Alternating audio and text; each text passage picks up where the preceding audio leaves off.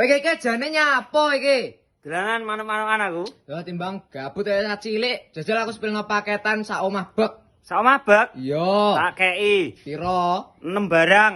Piro regane? 12 juta 500. Dadi murah men. Ya murah nang aku kok, rene sing gak murah. Ndi nomor siji? Kualitas nomor 1 iki, nomor 1. Kursi sudut.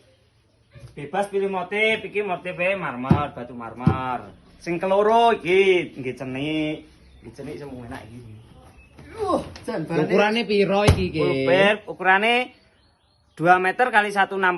Ana garansine apa ora? Garansi resmi 15 tahun. Nah, Oh, di iya, sini. Lah liyane? Sing ketelu, 3 pintu sliding. Wis meningi kok iki. Bukae sepilne jerone. Yo, iki iso request gantung ya an. Oke. Laci dalam. Nah, Oke. laci iki 2 laci. Lah terus sing liyane ndi? Sing kepapat nggih. Meja TV. Ukurane wis gawedi dawa 2 meter iki ukurane. Oh, yo, lagi motif liyane enak apa ora? Enek, bebas pilih motif ya, enek sing polos ya enek iki. Oke, lah terus sing liyane ndi? Sing terakhir, sing gun terakhir iki, sing kelima. Iki meja rias iki wis oleh milih sing lonjong, oleh milih sing bunder iki kocone gun dipasang. Oh, kocone rong dipasang Iya, tak kira mbok barang. kei. Oh, kuwi barang? Yo to. Wah, murah no iki. Nah, iki lagi sing terakhir.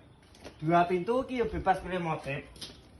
Pilih sing polos ngene iki oleh, sing pilih sing enek kocone oleh, pilih sing lis kaca yo oleh. Oh, jan porom tenan iki, full jati tenan iki. Nggih, yo full jati to. Wah, jan cocok iki. Lah terus cara pemesanane piye Yo jajal? klik nang bio ning kono ki enek WA aku sih, dihalu-halu ae. Lah omahku Jepara kono ki piye? Jepara, Heeh. Jawa Tengah to? Iya. Gratis ongkir pokoknya Jawa Timur, Jawa Tengah, Madura wis tak kei gratis ongkir. Pembayarane? Bayaran yo cedhet to. Gek penak men, gek murah. Penak murah, 12.500 kuran. Wis oleh 6. Wah, jan paket sak omah bek iki. Monggo diorder. Paket satu rumah 12.500.000 dapat 6 barang.